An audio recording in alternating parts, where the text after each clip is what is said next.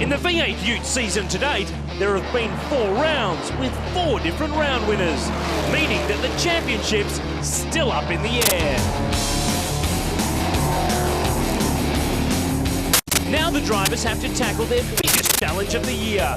And around this legendary circuit, it can all go wrong in an instant. Bang!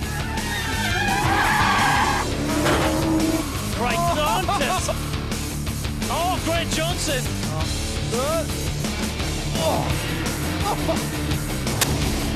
This is round 5 in the Auto 1 V8 Ute series, protected by Armour All.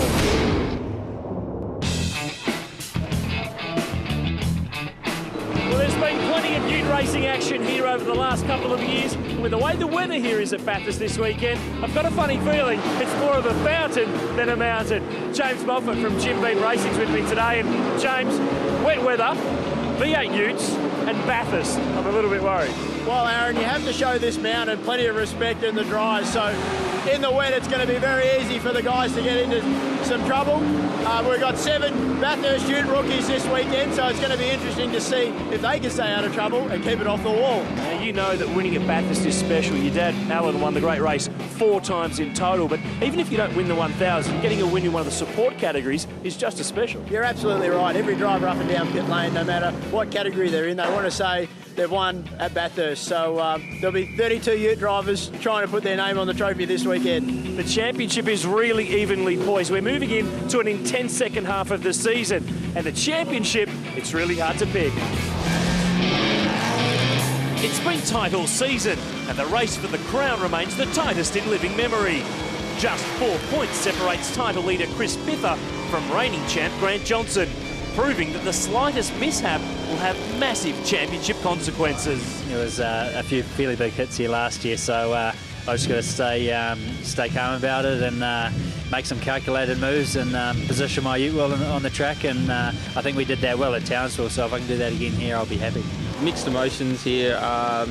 Having 2 poles in the last 3 years, was leading the race on the 3rd race 2 years ago in the wet by a country mile and put in the wall. So I've been fast here, but it's been probably one of the unluckiest tracks I've been on. So yeah, we'll see what happens. We'll just try and stay off the walls and keep it straight. David Cedars is proof of how hard fought the title race has been. The 2010 Bathurst round winner sits 4th in the championship after twice leading the points this year. And he should have his eye in for this round, having tested the V8 supercar between rounds as a reward for being Rookie of the Year in 2010. A quiet achiever this year has been Monster Commodore race Nathan Pretty. The former Bathurst 24-hour winner is 5th in the points in his first full year of racing Utes. But this weekend, he's also co-driving in the main V8 supercar race, and jumping between the 2 Commodores is not an easy task. The big one will be the braking, because in the supercar we push the brake pedal like about 1,000 psi, and on this I can breathe on it and it'll still lock the front wheels up. So I've got to make sure I get into Ute mode straight away, because if I exit the pits and arrive up at Griffins and push the brake pedal even a quarter as hard as supercar, it'll just lock the front 2 wheels and flat spot them. So that's the main thing, but it'll be good. I'm looking forward to it. The Auto 1 wildcard this round is 2006 Utes champ Marcus Sukanovic, another driver pulling double duty. He's combining his guest drive with his regular Fujitsu campaign at Bathurst, and confesses he'll have his work cut out competing with the current Ute regulars. Knowing that there's probably a good 10 or 15 guys who can win races, that's fantastic championship. It just shows you the level of competitiveness here and the level of skill. Yes, it is Utes, but there is a champion and expert in every category you race in, and definitely it shows here too. There's some very fast guys, and I hope I can match it with them. One driver sure to be on tenterhooks this weekend is Alan Letcher. This is the first time he's returned to Mount Panorama since he tore his car apart back in 2009. Oh, that's a car over.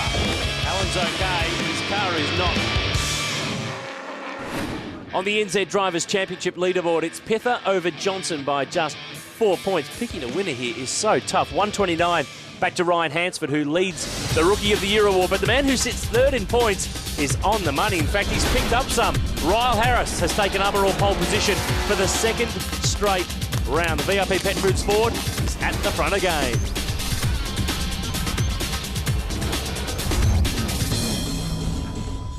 To race 1 highlights now, and the weekend got off to a very slippery start. I hope you've brought your gumboots for this one. Race 1, 7 laps at Mount Panorama, and the poleman Ryle Harris has bogged it down, and they are absolutely swamping him. It's 5 wide to turn 1. Have a look at Chris Pither, the championship leader up the inside. Got to be careful in these slippery conditions.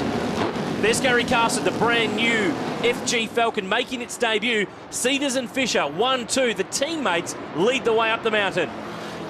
Charlie O'Brien and Ryle Harris decided it was time to rough up the series leader. Oh, Charlie O'Brien, he has been around this mountain many a time. He's in deep at turn 1. He's giving Pither nowhere to go, and Harris is in the gap. You're right about Charlie. He's got plenty of experience around this mountain. He's using all that at the moment. Look at Harris and Pither now, side by side up the mountain straight. And Ryle Harris is celebrating his 150th championship Ute race this weekend. He wants to perform. Backing from Super Cheap Auto on that Ute this weekend as well. Nathan Pretty in 3rd. Here's 4th. 5th is now Harris. 6th is Pither, and then Ryan Hansford. But the real rough stuff happened behind the 2 aggressors. So the pole sitter Ryle Harris is on the fight-back trail here. He's down the inside on Charlie O'Brien. You can see that dry line starting to form, and there's a little bit of niggle developing here. There is, but you've got to be careful offline. Oh, big crash. That's Brad Patton. That's the 2nd of the VIP Pet Foods Falcons. And judging by that, that's on the exit of the chase. Peter Burnett, his father-in-law, is stuck He's in the bogged chase. in the chase, so I don't know if those what's two happened here? I don't know that they're connected because they're in... Oh, Jake McNally, he's involved. I'm just not sure with who. That car is severely stowed So in. a lot of damage on the front of that car as well, Aaron, but... Here we go. Auto 1 replay. He's into the chase, McNally. Too fast. He up tips... the back of Giannis Durham. Wow, oh, that's a man. very nasty accident. Peter Burnett was an innocent bystander, and then this is on the exit. Brad Patton, head on, into the tyre wall. So close not to wipe out Warren Millett, but looks like Craig Donis was involved. Well, let's just hope he's all right, Aaron. On board now here with... Yeah, it looks like there might have been a bit of contact from the back, and heavy hit into the tyre barrier. Thankfully, there was some tyres there, and it wasn't straight into a concrete wall. Reminiscent of that accident with Paul Radisich some 5 years ago. That is great news. Brad Patton out of the car. The safety car's on track. Racing resumed with just 1 lap remaining, and the biff and barge continued all the way to the end of the race. Now it's young bull and old bull. Charlie O'Brien and Ryle Harris have been getting stuck into one another for the last couple of laps. So look at this, side by side down Conrod Straight. Oh, look at these two banging doors on the fastest straight in the country. I'm not sure I want to be doing that. Oh, they're going to run one another right out of road. Cedars and Pretty are in front, P1 and 2. This is for 3rd spot, and Harris is on the inside for the chase, but O'Brien's trying to squeeze him in. They both, he's gone. They both haven't made the corner. They sucked one another in there. You can see that coming from a mile back. They were too busy worrying about one another, and they forgot about making it around the corner. Here we go, battle for the lead. Final corner. He's going to defend. Nathan Pretty goes really deep. The Monster Commodore will throw everything at getting the win, but Cedars, he won here last year, and he starts this year with a victory in race 1. 3rd is Pither, 4th is Fisher. Ryle Harris and Charlie O'Brien have completely mucked themselves up. Harris is 5th, Hansford sneaks through to 6th, and Cam McConville rounds out the top 10. Jack Elsgood struggles home to finish 11th, and Charlie O'Brien brings it home in 13th. But our race winner is with Kylie King. David, the place to be was right out in front. What a mad race. Yeah, it was. It all happened behind me. I could see it in the mirrors happening, and I'm just glad I got off the line really quickly onto the dry line and led from there, and then put my head down, and that was the end of it. So 1 win to Ford, race 2 after the break. We reverse the top 10. Holden's on pole. Come back to the mountain in just a moment.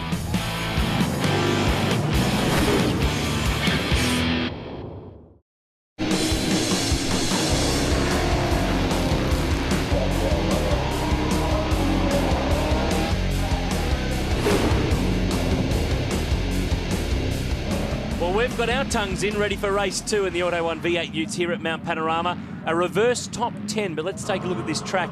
We know it so well, James Moffat. Lap record 234.46 by George Medicki from 09. He's here watching this weekend to see if anyone can beat it. Well, I'm sure there'll be plenty of guys out there this weekend trying to knock off his lap record around arguably the best track in Australia. Look out for plenty of passing opportunities into turn 2 and turn 21 into the chase. Turn 18 can be a passing opportunity, but it does have to be a sneaky one down at Forest Salvo. Now, the grid for this one is a reverse top 10. So David Cedars, the race 1 winner, drew number 10 out of the barrel. So Cameron McConville owes him a Bundaberg rum. Yeah, exactly right, or maybe even a Jim Beam. Oh, I could see that coming again. So Cedars is back to position 10.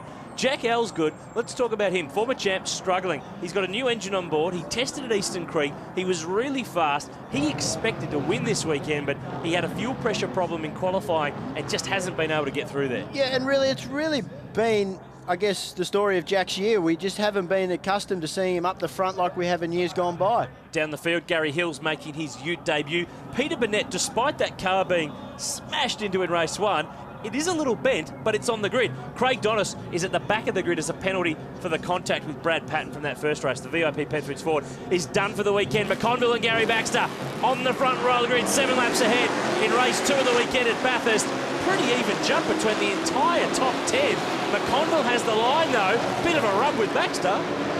Two very experienced guys, obviously at the front of the field. Cameron McConville, hugely experienced in V8 supercars, and Gary Baxter, likewise, but in V8 Utes. Up the mountain, and this track has really been a Ford track in years gone by. They've won 5 rounds to Holden's 2, and a few Holden drivers making a few grumbles that their cars are just not running quick enough here at Bathurst to beat the Fords. But at the moment, it's McConville in a Holden, Baxter in a Holden, Johnson in a Holden, and Ryle Harris the best of the Fords. It doesn't really seem to be going too bad for the Holden guys at the moment, but I do recall the last round at Townsville was dominated by Holdens. Nathan Pretty now in his Monster Energy Holden, up the outside of the cutting, not the place you want to be.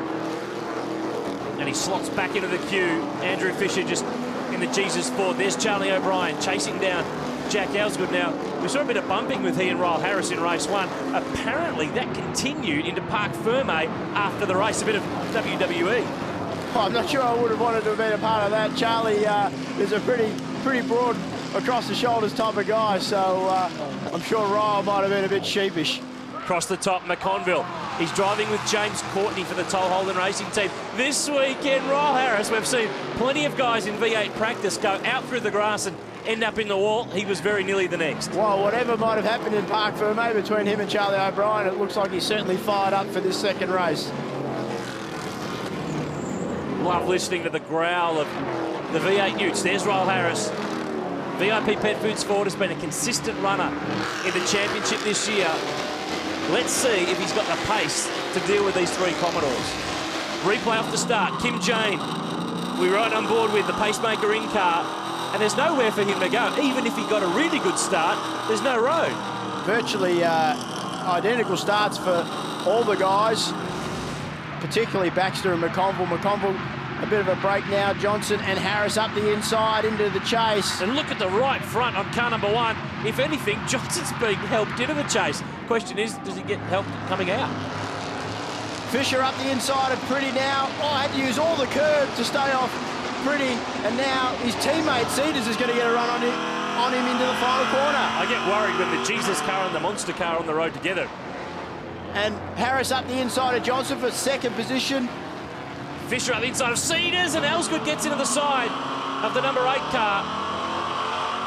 But they managed to play on. Now, Jack's done the right thing there. He realised that he got into the back of Cedars, so he didn't take an advantage out of that. He slotted back in behind Cedars for the run up the hill. Here's Marcus Jukanovic in the red and blue Auto 1 wildcard Ute. Alan Ledger, Warren Millett, Ben Dunn, who did a tail shaft on lap 2 of qualifying and started way back. Gary Carson, the new FG, is not going at the moment. Not a good sight to see, that's for sure. Hopefully the guys can get that turned around for the last race. We're going to see that car next year in the V8 Ute Series. Bit of a test session for the last few rounds. Back on board with Kim Jane in the Bob Jane T-Marts Commodore up the mountain. This is where the long climb is. This is the steepest part of this mountain. This is certainly where you need the horsepower under the bonnet, that's for sure, Aaron. Pither now right up behind Ryan Hansford, of course. Ryan, the son of the late, great Greg Hansford, the 93 winner with Larry Perkins. Marcus Jukanovic not winning here or anything, though, through the grass. Auto 1 replay. And isn't it strange? 5 years ago, he was dominating. He was winning everything in that black Ford, Black Betty they called it, but it just shows you the level that's stepped up. We know Marcus is a really good driver. He's proved it in Utes and in Fujitsu series. But the level in Ute racing has stepped up in 5 years. And Harris now looking for the lead. That's a big lunge, and he bangs McConville in the door, but he gets it done. Very lucky to get away with that, to be honest, and it took a bit of cooperation from Cameron. All those years of experience probably allowed him to see that coming. But Harris, he's certainly showing plenty of speed. We know he's got a fast car because he was on pole position by over half a second. So in V8 Utes terms, that's a huge margin. So let's see if he can stretch his lead now into the chase. Fastest corner in the country for any car. And look at these things just dance over. Oh, look at that, Charlie O'Brien. Jack Elsgood, it won't stop on grass. This can only be bad. Oh, he nearly wiped out O'Brien. Backwards into the sand. He didn't hit anyone. I can't believe it. He's very lucky to be still on 4 wheels, to be honest. James Courtney having a bit of a laugh in the garage. Well, Simon McNamara, a motorsport manager from Holden's, laughing because it's a Ford. I might leave that one alone, Noons. Spoken like a true Ford man. Somehow, hang on a sec, McConville's back in front. Something's happened here. While we were lost in the sand with Jack Elsgood, McConville's got back to the lead, and now Johnson is chasing Harris. So Ryle might have just made a slight mistake under brakes into the last corner, run wide, and that's given Cameron the opportunity to sneak back in the lead. McConville new to the Ute Series this year. Auto 1 replay. This is crazy. Oh, this was unbelievable. How he did not hit Charlie O'Brien, I will never, ever, ever, ever know. And I'm sure, look, so Charlie's gone up the inside, got sideways, sort of forced Jack out onto the grass. And once you're on the grass, especially with all the rain we've had here at Bathurst over the weekend, Jack was just a passenger and couldn't do anything about that. And going in backwards was probably the best thing. Yeah, absolutely, apart from not being able to see where you're going. Another view here on board with Jack. Yeah, just out wide over the bumps, and like we said, the car actually picks up pace on the wet grass, and they're extremely lucky that nobody was seriously hurt in that incident. And nor was our microphone, by the way. Understandable, though, with such a high speed off. Harris, though, is tucked in to the slipstream of Cam McConville's Bundy Commodore, and the Walkinshaw Racing Runmobile has not won a race. This is actually Ryle's old Commodore, just repainted in black. It's had a bit of work in the off-season as well, but maybe he's traded up to a Ford. One thing for sure, that VIP Ford is showing plenty of pace down the straight, so good to see the Ford horsepower coming into play. We have a change for the lead in race 2, round 5 in the Auto 1 V8 Utes. Protected by Armour All, Ryle Harris has got his way back in front of Cameron McConville on the run to the checkered flag. 2 laps left to go, and Kim Jane here with the pacemaker on board, looking back at Nathan Pretty. And David Cedars here is on the charge, fastest man on the circuit. Of course, won our first race, so let's see if he can pick up another couple of spots in these final 2 laps. Kim Jane has got good history here. Runner-up in 08, runner-up in 09 at this track. And I should say, too, this car's had a total rebuild since the last round at Townsville, which was quite some time ago now. These guys have had a bit of chance to get themselves ready for the mountain. But this is Gary Baxter, P4. Chris Pither, who's fresh from the Denny Ute muster. I don't know that you can do circle work here today, but look at Pretty up the inside on Kim Jane. And Aaron, we've had a close championship battle all year in V8 Utes, and it's good to see that all the contenders, the top 4 contenders, are all fighting it out in the top 10 in this race. It's so hard for somebody to get an advantage in this championship. So Pither, Jane, we see Pretty going through the cutting, David Cedars. They're all going as hard as they can, trying to get every little bit out of these V8 Utes. And David Cedars has had a few motor issues in that number 8 car this weekend. Just having a little bit of a struggle, but got to say too, congratulations to the Cedars clan. They've welcomed another addition, Indiana, a young daughter born since the last round. So with the way that the lineage in the Cedars family goes, we'll see her in a Ute in about 18 years' time, I reckon. Well, certainly doesn't seem to be slowing David down, that's for sure. But Ryle Harris still out in front doing a great job, but focusing on this little battle pack now here. Pither, he's the one that's got to be careful. Gary Baxter hasn't had a good year in the championship. He doesn't have anything to lose at the moment. But Pither, he's got the lights on. It looks like he's setting him up for a bit of a pass. Coming on to Conrod Straight, on board now with Peter Burnett. Good to see him back out after that frightening accident in race 1. This is the Century Battery in-car, and I'm glad it's in-car because if it was on-car, it would have got knocked off in the last race. Have a look at that. The camera is not tilted. That's the car that's sort of a bit out of whack. Yeah, understandable after the vision we saw of Peter getting hit. Here we go, Pither up the inside now. Back's obviously got a good run out of Forest Elbow. And nice and easily done. Gary didn't fight the issue too hard there. And Pither here came in this weekend, I should say, as the championship leader. Baxter is 14th in the points, so yes, he's racing him in this race, but in the bigger picture, no, he's not racing car 3. No, exactly right. And Gary's experienced enough to race hard but fair, and probably at the same time doesn't want to get anybody's championship battle, because if he was in the same situation, he wouldn't want it to happen to him. But Kim J now up the inside into turn 1. He should have a good position to be able to get this pass done. But Baxter now holding on around the outside, and this will actually give Gary the line up the hill. But he won't need it, because he's getting a bit of a shove from Nathan Pretty. Yeah, I was going to say, there was a gap there. Someone needed to fill it, and Nathan was the man. So experienced when it comes to endurance racing, a winner of the 24-hour race in the Monaro back in 02, and a long-time co-driver for the annual V8 endurance races, but has adapted pretty well to the sprint stuff. He is getting stuck into it. Well, as we mentioned, sitting 5th in the championship is nothing to be sneezed at. And like you said, Nathan's a very solid competitor. He's been around for years now, and always does a credible job. This is the climb through the cutting. Just behind there, Ryan Hansford is just tacking onto the back of this little freight train that is at the tail of the top 10.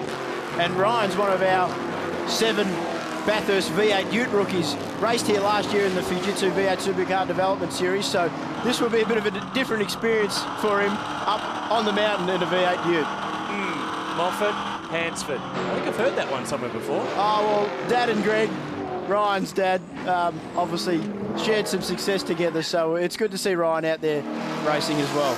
Ryle Harris, he's not racing, he is dominating. Look at the gap he has pulled on Cameron McConville. If you can pull a gap on McConk like that at Bathurst, you're going well. Well, certainly is. It's almost like somebody's fed Ryle the angry pills this weekend. He's been very aggressive, but you know, he's doing the business now. Final lap. Or he's ducked into the VIP Pet Foods Bowl. Either way. Well, hopefully he hasn't, but you know, he's doing a great job. This obviously won't do his championship any harm. So, you know, fantastic to see him. This will be his first race win at Bathurst, so this will be a very special moment for him. Into the chase for the final time. Grant Johnson's thing. Ducking and diving, Pretty and Baxter side by side, but they cannot stop the Ford. This is going to be 2 race wins for Ford so far this weekend. Cedars took the first. Ryle Harris is going to snag the second. Remember, he started from 6th on the grid, and he has just been too good. Lights on, the Queenslander likes it, we like it. He takes race 2, McConville second. 3rd is Grant Johnson. 4th will be Pither, and then Pretty Baxter. Jane only just. Cedars next with the fastest lap of the race. Well, Aaron, there was no shortage of action in that race, so I think we're set up for a fantastic final race to the weekend. Andrew Fisher finishes 10th, but our race winner, Ryle Harris, pulls back more points on the championship leader. Ryle, some great racing to claim that win. Yes, disastrous start in the first one. I'm still kicking myself, but yeah, no, it's good to get a win for the boys. I've worked hard, and we've had a bit of an unfortunate weekend with my teammates being involved in incidents. It's looking good for the championship now. I just don't want to make any mistakes and bring it home in one piece tomorrow, and hopefully there's no rain. And while Harris was seeing the checkered flag, Jack Ellsgood was seeing nothing but sand. Well, Jack, a scary moment. Yeah, it wasn't the way that I'd planned that race to go, but yeah, pretty tricky situation. I was on the outside, didn't realise Charlie was there until it was too late.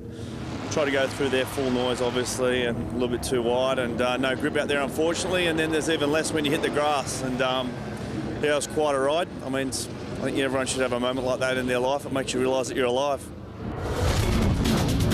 You can win a V8 race car drive with Fast Track Racing and a radio-controlled V8 Ute, all thanks to Extreme Clutches, Australia's largest range in high-performance clutches. Log on to extremeclutch.com.au and vote for your favourite extreme moment from each round for your chance to win. Check out the website for more details and for your competition winners. So there's 2 wins on the board for Ford. Holden have 1 chance left. After the break, it's the 3rd and final race from Mount Panorama.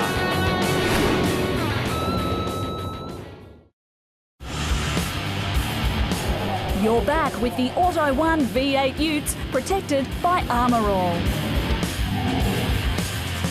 If you wanted proof that engineers will go to any length to find innovations in motorsport, here it is, the humble orange.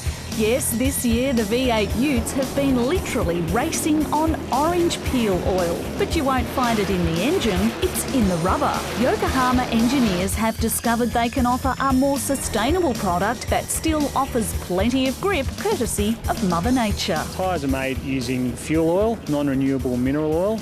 So we can replace half of that oil by using oil from the orange peels, which is normally a waste product. It's completely renewable, and so it's almost a green tyre. After being introduced into the World Touring Car Championship last year, the tyres have been given a thorough workout by our Aussie Ute drivers. Yokohama Rubber Company Japan sent them out to Australia for a real tough test. These are just about the heaviest race cars there are, at about 17 or 1800 kilos, and you see other guys drive them, they're mad. So for a reasonably narrow tyre, it certainly puts the orange oil technology under a seriously tough test. Striving for environmental innovations without compromising performance can sometimes be a juggling act, but Yokohama has been so impressed they are now applying orange peel oil to their road tyres. Yeah, it's a classic story of technology proven on the track then applied to the road, and in products that the average driver can benefit from. For more info, check out the V8 Utes website.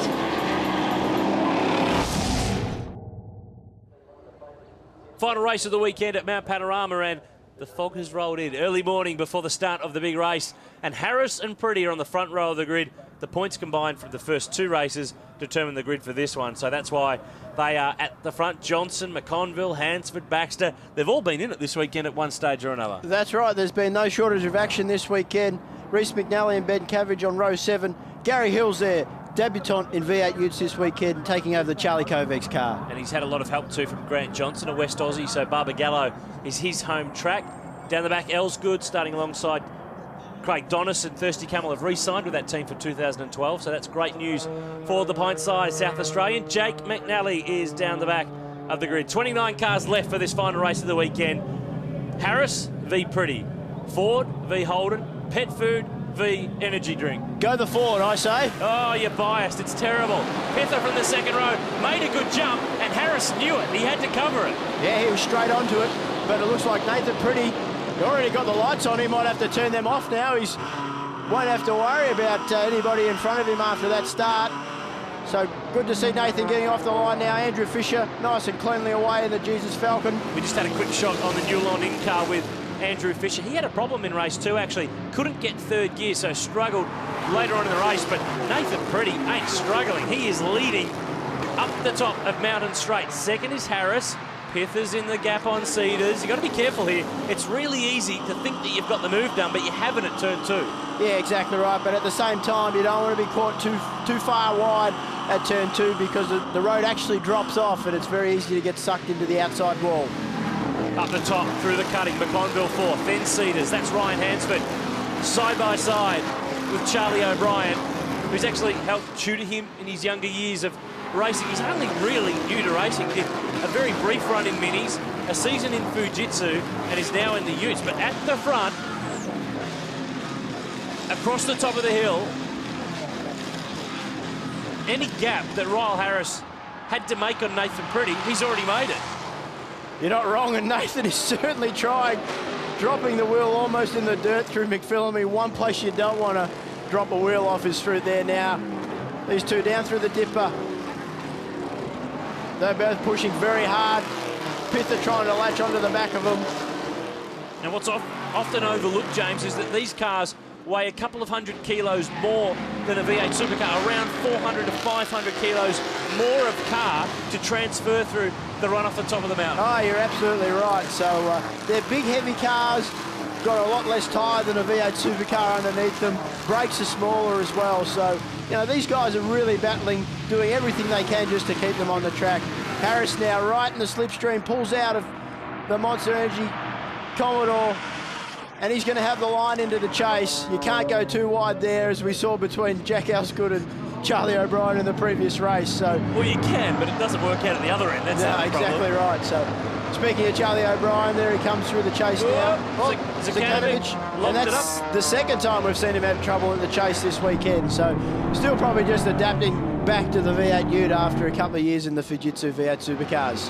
Harris is the leader. That car, no doubt, is the fastest one here this weekend. The Big Gun Racing team have bookended the field. They run the cars of Peter Burnett and Brad Patton that were damaged earlier on in the weekend, but they also run this one with the young Queenslander behind the wheel, who has just crafted himself into a bit of a championship contender. He used to be the wild man of Ute racing, but he's just calming it down. He certainly was. I remember, 4 or 5 years ago when I raced against him, his nickname was the Kid. So he was certainly wild and pretty aggressive to race against. But he's certainly showing or flying the flag for that team this weekend. He's done a fantastic job, and apart from a couple of indiscretions in the first race, hasn't put a foot wrong. Andrew Fisher here, we ride on board Noonan in-car with the Jesus Falcon, trailing Kim Jane, and he was another Ute driver to go to the Denny Ute Muster before coming to this round. Bit of a tradition for the Ute boys these days. Auto 1 replay, this cannot be good. 3 wide, Nandy Kiss, Ben Dunn and Marcus Zakanovic. And Jack Housgood there, trying to fight his way through, of course, starting from the back after that trouble that he had in the second race. Now, Craig Donis, remember I said, penalised in race 1, rear of grid race 2. He went from 29th to 14th. It was a stunning job. NZ in-car looking forward at Alan Letcher, who you might not recognise Alan, because the last time he was here, he rolled 7 times through the chase. It's on its wheels today. No, exactly right. No, I caught up with Alan earlier in the weekend, and he said his focus this weekend was just to keep the car on all 4 wheels and unscathed. So he's managed to do that so far this weekend.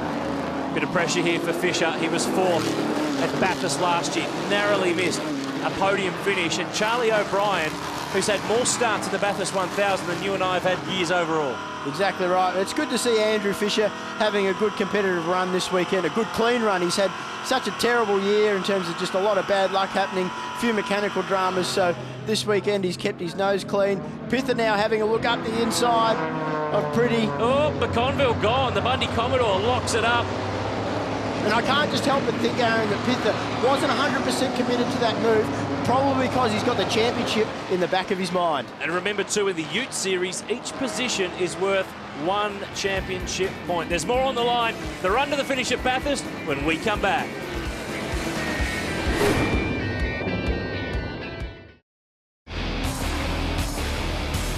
Cameron McConville is heading to the pits. The Bundaberg Commodore has got a drama, and I wouldn't mind betting it's to do with that flat spotted tyre earlier on. Yeah, fair chance of that, Aaron. He might have picked up a puncture or anything.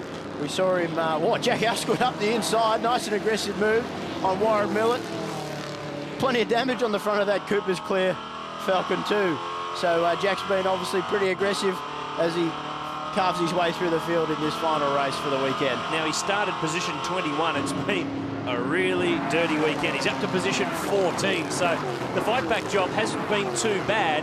And up in front is Ben Cabbage, who is his teammate. Auto 1 replay here, right front, off the deck.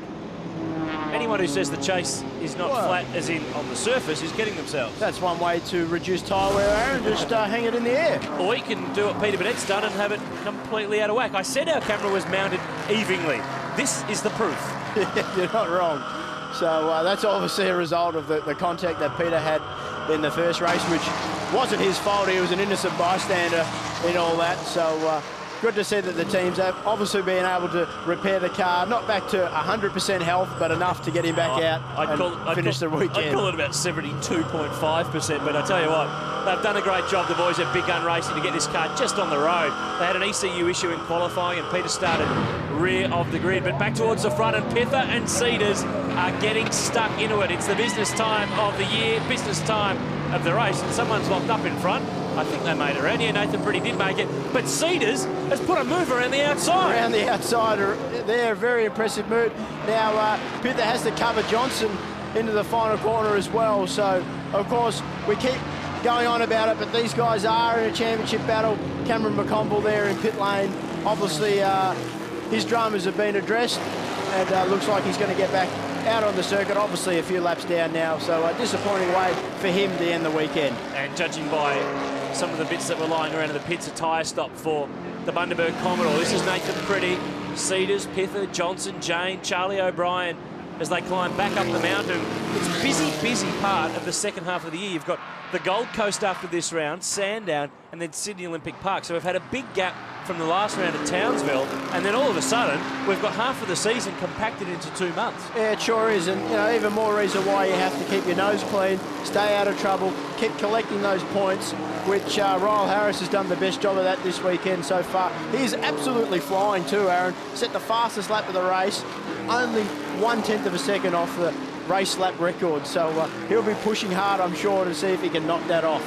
Here's Craig Donis going by McConville, who has rejoined after that stop. Hills, Zukanovic, Gary Carson in the new FG, Alan Letchin, Andy Kish, George Elliott, Jason Gomersall, Peter Burnett, Jake McNally there, and then Greg Willis. And McNally and his brother Reese, those cars actually now being run with the assistance of Ben Cabbage's team, with Terry Bull and the boys. So they also look after Jack Elsgood's squad. So a little bit of swapping and changing, even though the colours are the same on the cars, the preparation a little bit different. On board with Kim Jane now through one of the best sections of track anywhere in the world. Looking back at Charlie O'Brien, down through Skyline, into the dipper. Charlie carrying plenty of pace down the hill. But Kim Jane, he's had a solid weekend. Probably not as quick as he would have liked to have been, but he stayed out of trouble and still netting some good championship points. Well, he comes in this weekend, James, 6th on the championship point score. He's 92 down on Chris Pither, which you might think that sounds like a lot, and in a way it can be if everyone continues to have good reliability and doesn't get involved in dramas. But remember too that they do give points for qualifying the Ute Series, so if you can string together a good qualifying, 3 good races, you're back in the game. That's right, and look, Pither's back on the tail of Cedars now, so these two have really not been separated all race. They've been going at it hammer and tongs. Oh. We also saw Charlie O'Brien having a bit of a flash of the lights at Kim Jane down the straight, so now Grant Johnson's got to run on Chris Pither, but he's on the wrong side heading into the last corner. And Cedars actually held them up in the middle of the chase. He just didn't have the paces. Pither just tries to squeeze up the inside of Johnson, and these two getting stuck into it has actually let Cedars get off the hook. Oh, Cedars will be loving this, so be able to think, oh, great, I can relax for a bit, get a bit of a gap.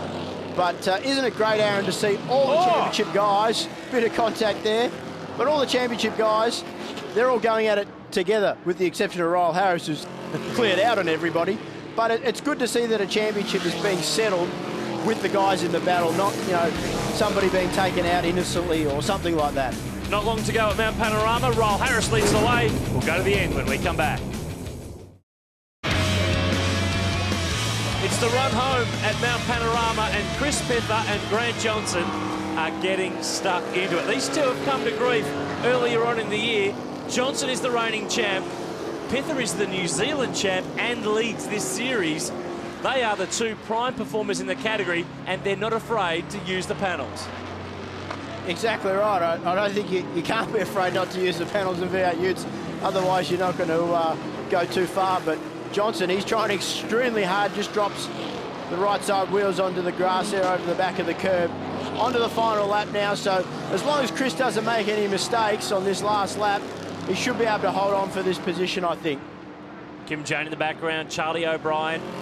Johnson's closing in here. He reckons the parity is not right this weekend. He reckons the Commodores are dumping 1.5 seconds up and down the mountain compared to the best Fords. Yeah, but I seem to remember at Townsville the last round, Aaron, that the Holdens were very dominating. So, I think it's just one of those things. It's very difficult for the category to get the parity right between the two cars every round.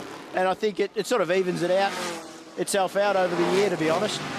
Change of gearbox too for the #1 car since race 2. They had some issues in that one, so a new box is on board. And the West Aussie is zeroing in. Remember, he's a 2-time champ. He won the series in 07, and he won it last year on the streets of Sydney Olympic Park. And judging by the way this year's gone, it will go down to the wire again at Sydney this year. Oh, you're not wrong. The way these four guys at the top of the championship battle have been racing all year, I can't see anybody getting a big lead and having the title wrapped up any sooner before Homebush. But, just back on the parity, I don't see too much wrong with it. There's 3 Fords and 2 Holdens in the top 5, so it's not like the Fords are completely dominating. Ryle Harris has definitely cleared out on the field in this race. He's done a fantastic job all weekend and clearly has been the fastest car, so he deserves to be at the front of the field.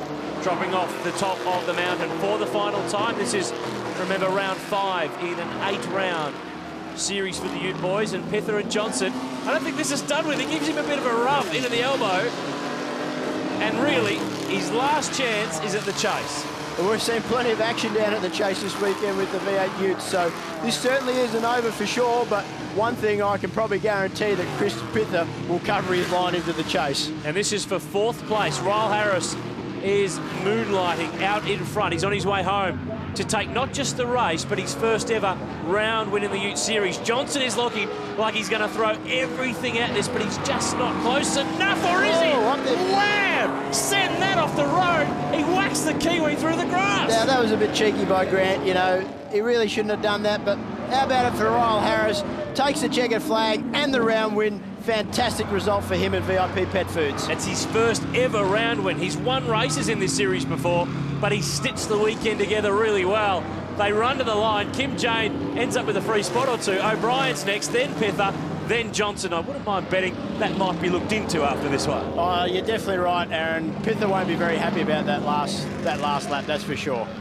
Gary Baxter next across the line. Ryan Hansford and Reece McNally with him. And let's have a look again now. It looked like here on the exit of the chase, Johnson lifts out. Have a look here. Pither pops back out. He lets him in front. Problem is, though, that Jane and O'Brien got them both. Yeah, that's right. Grant just got into the chase a little bit too hot, had nowhere to go but into the back of Chris, and the rest is history. We talked about parity too, and there's 5 Fords and 5 Holdens in the top 10, and the top one of them, Ryle Harris, takes his first ever round win. Cedars second from Pretty. Pither and Johnson read out the 5, and Ryan Hansford in 10th. Ryle, you've been rewarded with some excellent racing out there with the round win, a great result. It feels amazing to get my first round win here. It's great. I think the only thing that's going to top it is doing it in front of all my family and friends in a couple of weeks on the Gold Coast. But when you come to Bathurst in a good car, you just get that extra confidence. And up the top of the mountain, I don't think anyone was as quick as me this weekend. I was just so confident through there, and you know, scared the bejesus out of myself a few times, but a good scare. And you know, you finish the lap off, and you're just like, wow. And that's why everyone loves this track. And why not? He's 17 points behind. Chris Pither now. Johnson's in the mix. David Cedars, Nathan Pretty, and Cam McConville now in the top 10 in the Bundy Commodore. Some awards to hand out now, and Ryle Harris, he keeps on collecting them. He gets the SS Inductions Hard Charge Award. He went past 5 Utes in race 2. Jack Elsgood gets something for his trouble, $500, and the Champion Spark Plugs Whole Shot Award for the best start in race 3. And Ryan Hansford continues to lead the way in the Rookie of the Year fight. There's a V8 Supercar test on the line for the winner. But Ryle Harris is the man. He wins his first ever round, and what a place to do it at Bathurst. Cedars and Pretty do their championship chances, no harm at all. And the next time we go racing, it's not far away. The Gold Coast at the Gold Coast 600, round 6 of 8 on October 21 to 23.